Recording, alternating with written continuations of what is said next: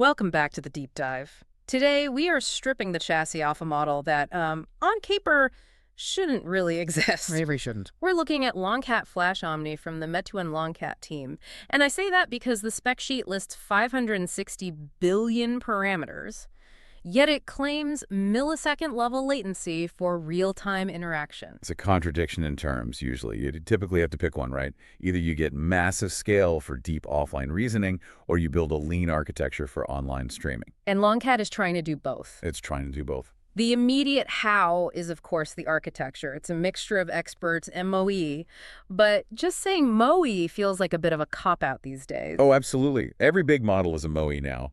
The devil is really in the activation stats. Okay, so 560 billion total, but only about 27 billion activated per token. That is the critical efficiency metric right there. Yeah. It's built on something they call a shortcut-connected mixture of experts, or CMOE. They use these zero computation experts in the routing. And for our listeners who deal with inference costs, you know that memory bandwidth is often the killer, not just raw FLOPs. Exactly. By keeping that active parameter count at, around 5% of the total, they're essentially running a 27B parameter model. It just happens to have this massive encyclopedia stored in its back pocket. Right, but let's be honest, an efficient backbone is pretty much table stakes now. The real engineering conflict in this paper, and the reason we're covering it, is that Omni part. Mm-hmm. How do you reconcile the massive scale you need for top-tier offline understanding with the ultra-low latency you need for, say, real-time speech-to-speech? That's it. This is the heterogeneity problem that usually just breaks training pipelines. You have text, which is discrete. You have audio, continuous, and streaming. Then you have video, which is temporally dense. So our mission for this deep dive is to deconstruct how they engineered around these bottlenecks. Exactly. We need to look at the specific encoder architectures, this modality-decoupled parallelism infrastructure, which honestly I think is the highlight of the paper and, a very controversial choice they made late in training. A controversial choice about continuous features. We'll get to that. It's a good one. Okay, let's start with the sensory organs.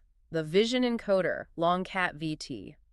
We've seen this trend with CLA Key and SIGLIP where everything just gets squashed into a fixed resolution. Right, 224 or 336. It's efficient, sure, but you lose so much detail. LongCat claims native resolution encoding.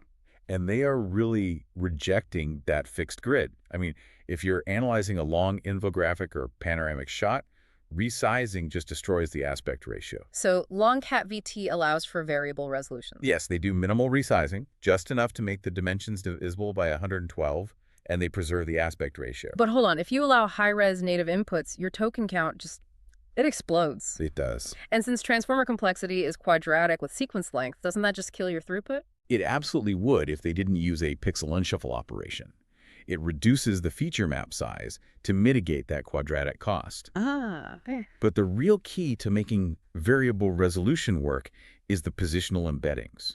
They're using 2D rotary position embeddings. 2D row B instead of the standard absolute learnable ones. Right. 2D row B just handles the relative spatial relationships much, much better when aspect ratios are changing all the time. Yeah. It lets the model generalize to resolutions it never saw during training. Okay, let's pivot to the audio side. For an Omni model, this is where the latency battle is won or lost. 100%. They're using the LongCat audio codec running at about 16 hertz, multiple code books, but the encoder architecture itself is what caught my eye. They aren't using self-attention. No, and for a very good reason.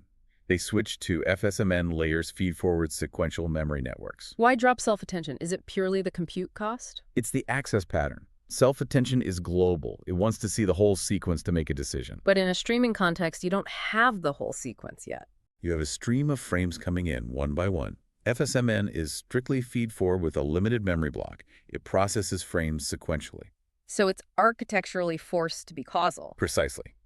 Which allows them to use a pre-FFN splicing technique, downsampling the input by a factor of 8 before it even hits the encoder. And on the decoding side, when the model speaks back, this is crucial. They avoid diffusion. Which is the standard for high-quality TTS right now. It is, but diffusion is iterative. It takes multiple steps to denoise the output. LongCat uses a JAN-based decoder with causal convolution. So one pass. One pass. It reconstructs the waveform from tokens with a look ahead of only 3 frames. That's the difference between a 200 millisecond lag and a 2-second lag. It's huge. Okay, so we have visual input, we have audio input, videos both. And that's a synchronization nightmare. The paper introduces something called textual timestamping. This is such a clever alignment hack. Instead of creating some complex new temporal embedding space, they just inject text. They prepend strings like second to 10 right before the visual tokens of that specific second. They're forcing the temporal alignment into the text space. Which the LLM already understands fluently. Correct. But you can't just dump all that data in. Right, context window. So they use hierarchical token compression. First, a 3D convolution with the temporal stride of 2 that halves your frame count right there. Then, if you're still pushing the limits, they use interpolative downsampling. Talk to me about the real-time interaction, though, this chunk-wise interleaving. If I'm showing the model a video and talking over it, how does it manage that buffer? It doesn't concatenate the whole sequence. It interleaves chunks. Timestamp, then video tokens, then audio tokens, and repeat. Okay. But the really smart part is the sparse dense sampling strategy. It's basically a resource management protocol. Based on who's talking. Exactly. When you are speaking what they call the input period, the model samples densely, 2 FPS for video, 1 second audio chunks. It needs all that context. But when it starts to generate its own response? It switches to sparse mode, 5 FPS. It effectively lowers its visual sampling rate while it's thinking to save compute? Yes, but, and this is clever, it buffers those sparse frames. Yeah. It doesn't throw them away. It prepends them to the next turn. So it doesn't lose continuity. It just defers the processing load so it can generate tokens faster. I want to move to the training curriculum. You don't just train a 560B model on everything at once. They outline a 5-stage process. Stage 0 is massive text, pre-training 16 trillion tokens. The foundation. Stage 1 introduces speech. And stage 1 produced a really interesting negative result. They tried standard automatic speech recognition tasks, ASR, just transcribing speech to text. They found it contributed minimally to modality alignment. So just transcribing the audio didn't help it understand the sound? Not really. It just taught the model to map phonemes to words. It didn't help with the semantic nuance, the prosody. They had to rely on text-speech interleave next token prediction to really bridge that gap. Then stages 2 and 3 bring in images and video, but stage 4, context extension, had a specific technical adjustment I want to flag. They scale from 8K up to 128K tokens. And to do that, they had to adjust the ropey base frequency. They bumped it from 1 million all the way up to 10 million. Why that specific parameter? Why the base frequency? Because as you extend that sequence length, the rotation angles in ropey get too small to be distinct. Things at the far end of the context window start to look the same. Increasing the base frequency maintains the resolution of that positional information, even out at 128,000 tokens. Okay, now, stage 5. This is the plot twist you mentioned. It is. Up until this point, they're using discrete audio tokens from that codec. But in stage 5, they freeze the LMM and retrain the audio encoder to output continuous audio features. This completely contradicts the last few years of the tokenize everything dogma. But wait, how does that even work? An LLM expects discrete integers tokens from a fixed vocabulary. How do you feed it continuous floating point vectors? That is exactly why they have to freeze the LLM backbone. Right. If they tried to train both at once, the alignment would just collapse. By freezing the LLM, they force the audio encoder to learn how to project those continuous features into a space that the LLM can interpret as, well, soft tokens. So why go through all that trouble? Why not just stick with the discrete tokens? Fidelity. Discrete tokens are a form of quantization. You're binning the audio. You lose the breathiness, the emotional tremor, all the subtle acoustic details. Continuous features preserve that information. They found that for true, high-fidelity audio understanding, discretization was a bottleneck. Okay, we need to get into the weeds now. Section 4, infrastructure. We've kind of glossed over the fact that training a 560B model with images, audio, and text simultaneously is a systems engineering nightmare. It's that heterogeneity problem all over again. An LLM decoder is compute-heavy. A vision encoder is memory-heavy but compute-light. So standard 3D parallelism gives you pipeline bubbles. Huge ones. GPUs just sitting idle, waiting for other GPUs to finish processing a different modality. So they built modality decoupled parallelism, MDP. MDP is the unsung hero of this paper. The core idea is to decouple the distributed strategy of the encoders from the LLM backbone. They use a technique they call InterDP. How does that InterDP mapping actually work in practice? So think about your cluster topology. You have your Data parallel ranks, your pipeline parallel ranks, your context parallel ranks. InterDP maps the modality encoder's data parallel rank directly to the LLM's pipeline and context parallel ranks. It aligns the communication groups. Exactly, so you don't have to reshuffle data across the entire cluster, which would be a huge bottleneck. But you still have to move the embeddings from the encoders over to the LLM. That's a massive data transfer. And that's where the modality bridge comes in. And this is crucial. They don't just do an all gather. If you gathered all the image embeddings for a huge batch at once, You'd run out of memory. The primary rank would crash. instantly, OOM. So the modality bridge uses a chunk-based processing flow. It basically streams the redistribution. What's the sequence? It's a loop. Gather a chunk, partition that chunk for context parallelism, then scatter it to the target GPUs. A gather partition scatter loop. Exactly. It breaks that massive embedding tensor into manageable pieces. And this enables what they call a V-shaped pipeline parallelism schedule.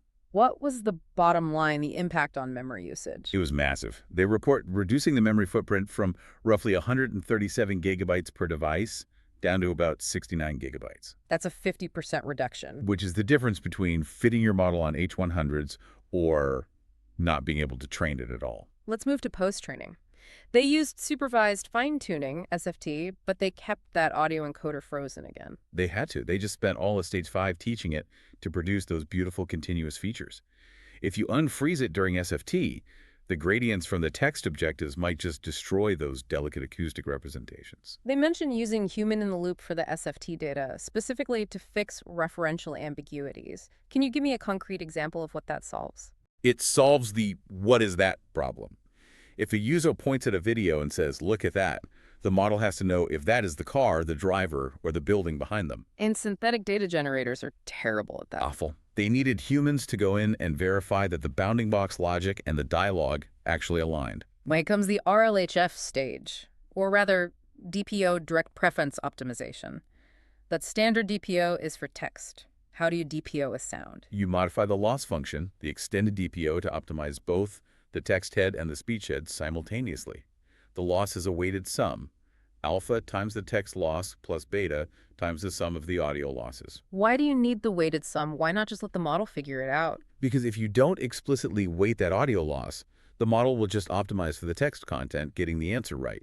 But the speech output might become prosodically flat or robotic. The beta term forces it to care about how it sounds. Not just what it says. Yeah. Exactly. Okay, finally, let's look at the results. Inference. They claim millisecond level latency. Aside from the MOE architecture, they use something called speculative prefill decode switching. This is a risky but frankly brilliant latency hack. In a conversation, waiting for a voice activity detector, a VAD, to confirm absolute silence introduces lag. That awkward pause. Right. So LongCat starts decoding and starts generating the response. At a speculative point, during a pause, before the VAD confirms the turn is over. It's guessing that I'm done talking. Yes. And if you keep talking, it detects the new audio, it rolls back the state, and it scraps that generation. No harm done. But if you were done, It has a head start of several hundred milliseconds. it's aggressive pre-computation, and it pays off. On video AME benchmarks, they hit 78.2 with audio, which is state-of-the-art for open source. And the audio-specific benchmark. On MMAU and vocal sound, it performs like a native audio model. Very strong. And crucially, text performance. Did it get dumber? It stayed stable. MLU and GSM 8K scores didn't degrade compared to the text-only base. And that's the validation of that whole modality decoupled approach. The visual and audio injection didn't lobotomize the reasoning core. So let's wrap this up. LongCat-Flash-Omni gives us a blueprint for this 500B+ parameter class. Schema A for throughput, modality decoupled parallelism to solve the memory bottlenecks, and a V-shaped pipeline to manage the data flow. And I think most crucially, that stage 5 pivot to continuous features. That is the thought I want to leave our listeners with. For years, we've been obsessed with this idea of the universal tokenizer, turning everything into discrete integers. This paper suggests that for sensory data audio and maybe even video in the future, discretization is a trap. I think we're seeing the pendulum swing back. The LLM of the future might not be a language model in the strict sense. It might be a discrete reasoning core surrounded by these continuous, almost analog-style sensory processors. We're moving from text to everything. To continuous to reasoning to continuous. The end of the integer monopoly. That's it for this deep dive into LongCat-Flash-Omni. Thanks for listening.